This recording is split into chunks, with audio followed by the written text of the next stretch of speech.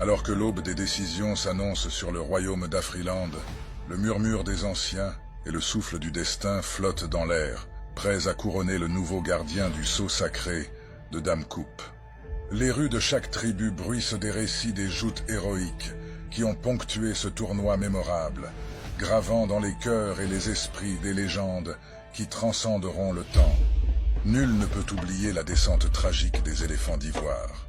Ces nobles géants, humiliés par la fureur céleste d'une Zalang nationale.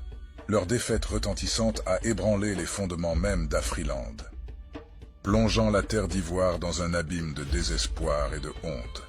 Les rumeurs sur une malédiction venant de la vallée mystique d'Akradjo fusèrent de partout. Mais dans cet abîme, les éléphants trouvèrent la force de contempler leurs reflets, brisés mais non vaincus.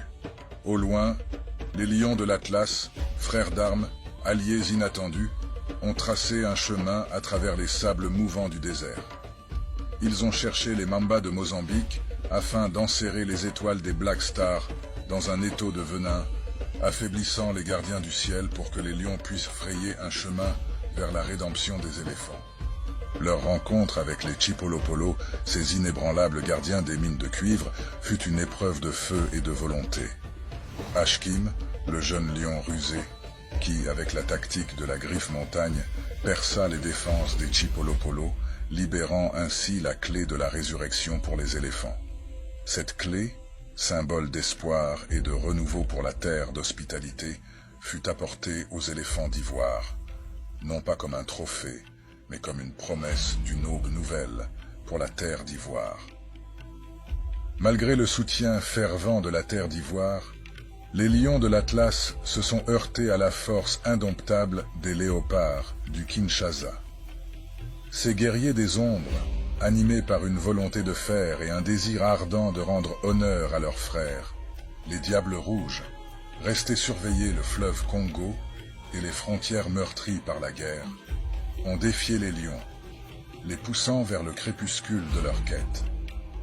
Les lions de l'Atlas quittèrent donc le tournoi ainsi que la terre d'accueil, la terre de leurs amis les éléphants. Dans cet adieu émouvant, une promesse a été faite.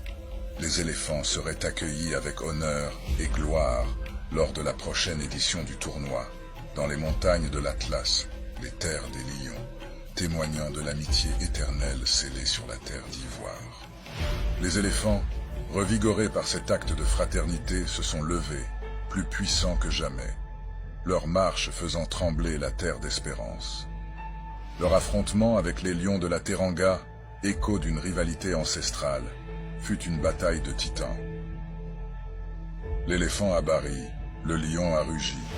Les éléphants d'ivoire remportèrent la victoire avec brio et manière. Après ce triomphe, l'espoir devint désormais plus grand dans toute la terre d'espérance.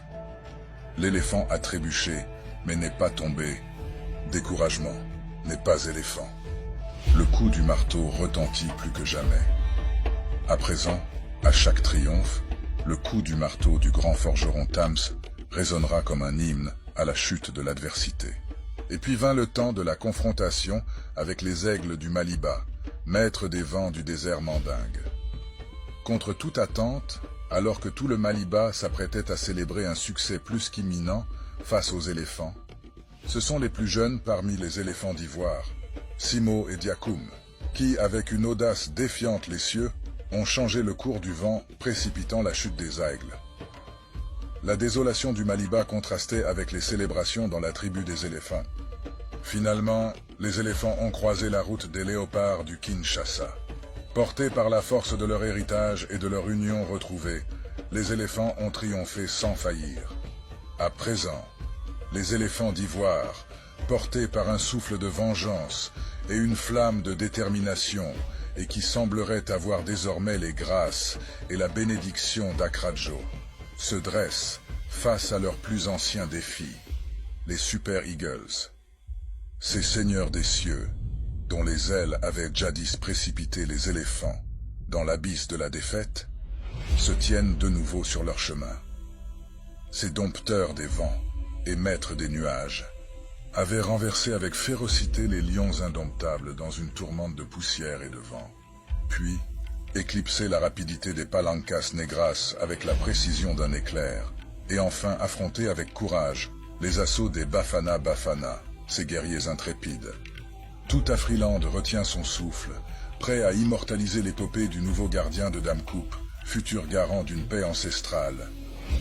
Les scribes et conteurs à l'œuvre pour capturer et raconter chaque moment de cette édition, dite la meilleure de tous les temps.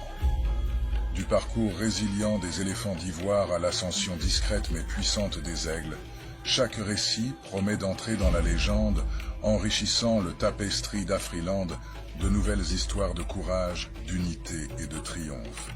Patience, car l'histoire d'Afriland n'a pas fini d'être racontée.